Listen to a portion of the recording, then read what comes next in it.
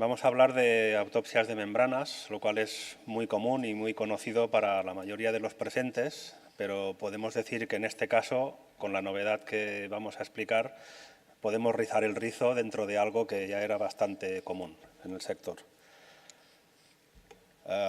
Introducimos un tipo de análisis que se llama Chromatographic Elemental Imaging y veremos a continuación en qué consiste.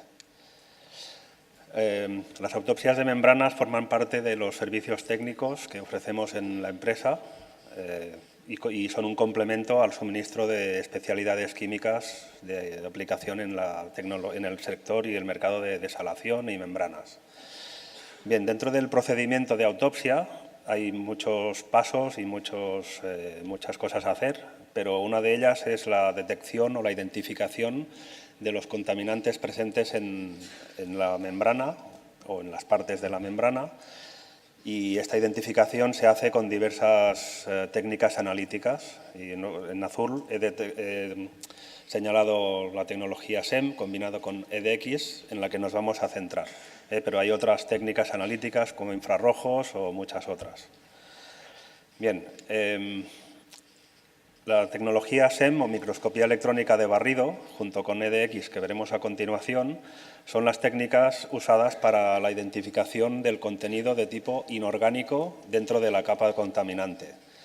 La microscopía electrónica se empezó a usar en los años 60 y aportó información muy importante y muy destacable para el desarrollo tanto de nuevas membranas o nuevos materiales para membranas como para la identificación de los contaminantes que vamos a estudiar. Esta técnica permitió comprender cuál es la estructura de la membrana, las diferentes capas que conforman el material de la membrana, entendiendo por membrana la parte activa, la parte de soporte y demás. Luego nos permitía entender también cuál es el perfil topográfico de la capa contaminante que se ubica alrededor o encima de la membrana, pero con el tiempo se detectó una limitación a esta técnica, y es que no nos provee información sobre cuál es la composición de la capa contaminante. Bien, siguiendo con la investigación y el avance de la tecnología, la técnica anterior se combinó con la difracción de rayos X por dispersión de energía.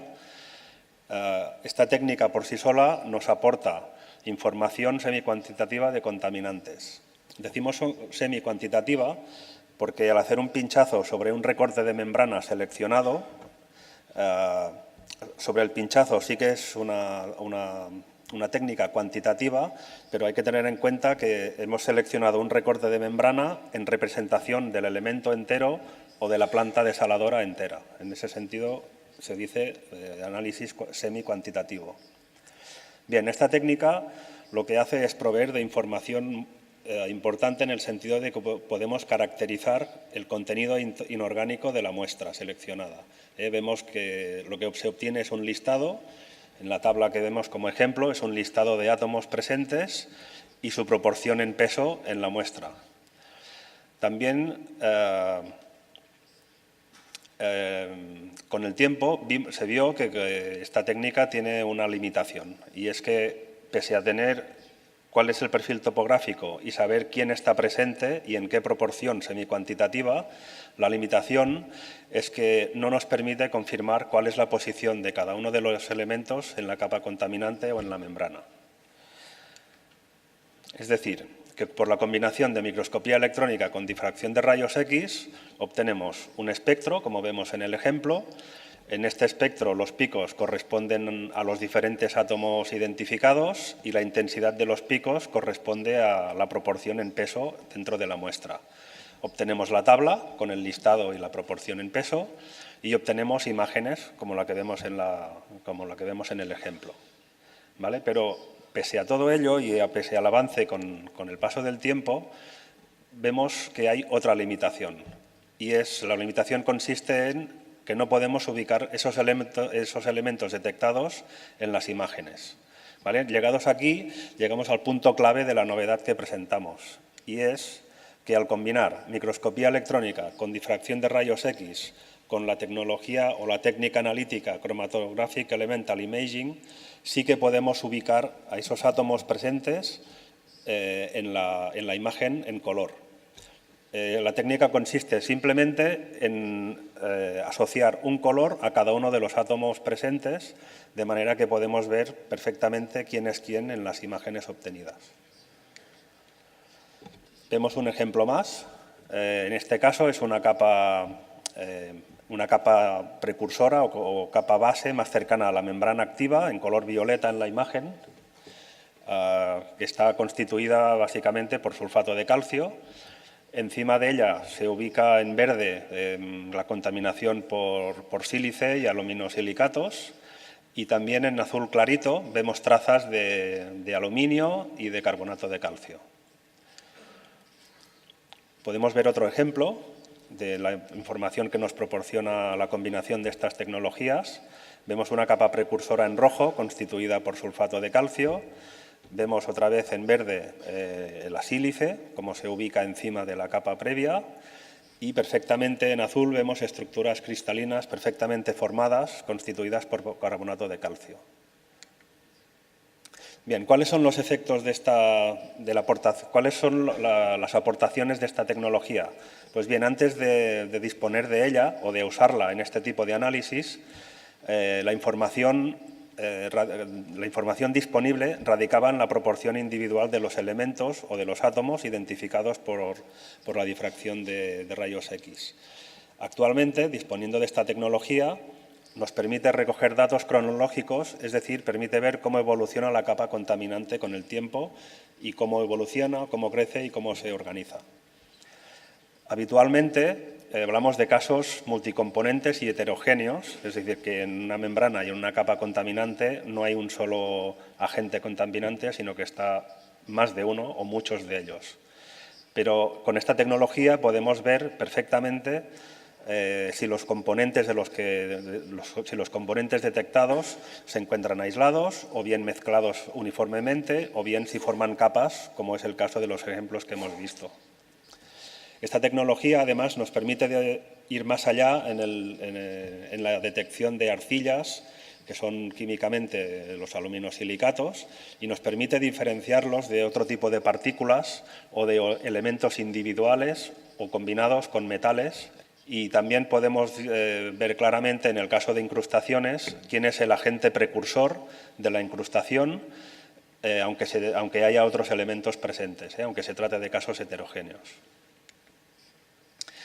Con la información disponible en los diferentes ensayos y análisis que hemos ido haciendo con el tiempo, podemos llegar incluso a identificar lo que llamamos pares heterogéneos adicionales observados en las imágenes.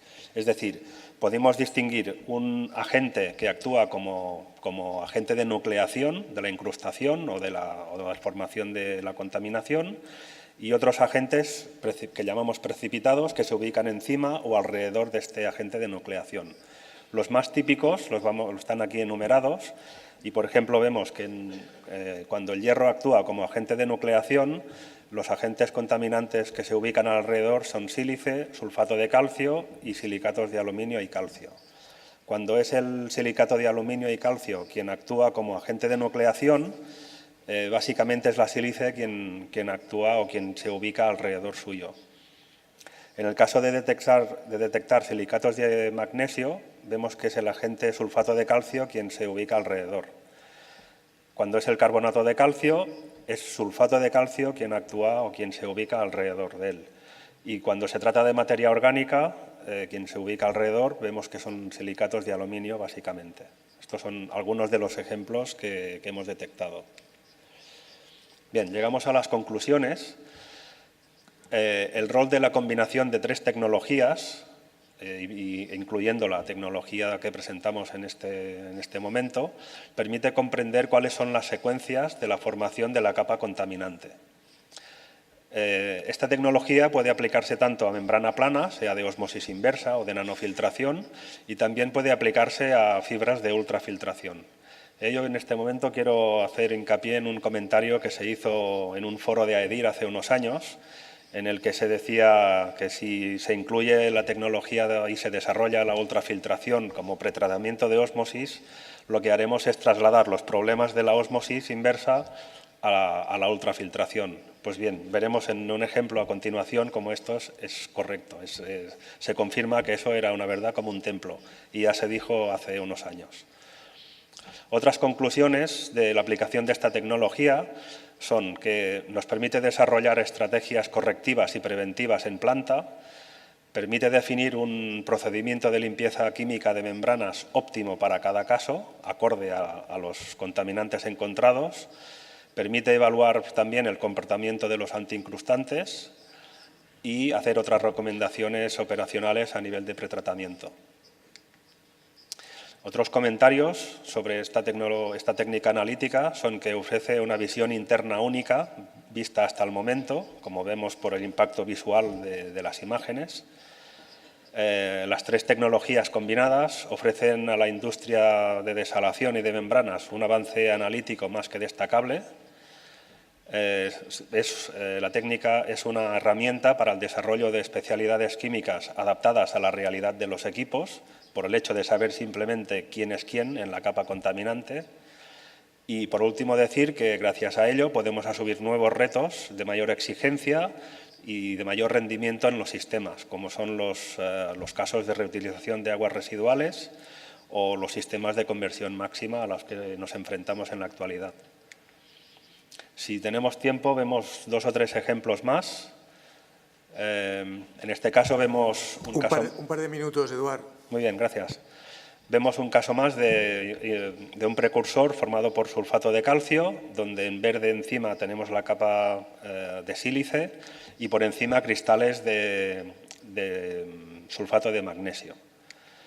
Este caso de aquí, en rojo, aplica, la imagen es un caso de análisis en una capa de fibra de una fibra de ultrafiltración.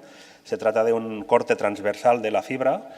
En rojo vemos lo que es el propio material de la fibra y adosado encima en azul vemos la capa contaminante, en este caso constituida por aluminosilicatos y trazas de hierro y de carbonato de calcio. Este ejemplo es otro caso de análisis de una fibra de ultrafiltración.